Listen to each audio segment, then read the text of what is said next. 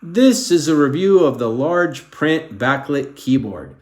Now I wanted to run through some of the features I really like about this particular keyboard. First and foremost is the large print, which you can see on the keys. They're large keys and the letters are printed quite big. Now this is perfect for the elderly or visually impaired people. They can easily find the key that they're looking for. The second feature, which I really like, is the backlit keys. Now this feature can be turned on and off by pressing this button over here. And you can see if you're working early in the morning or late at night, you don't want to wake up the rest of the house, you simply press this and then you can work in the dark. I'll demonstrate that right now. You can see, still easy to see all the keys and work even without any light in the room.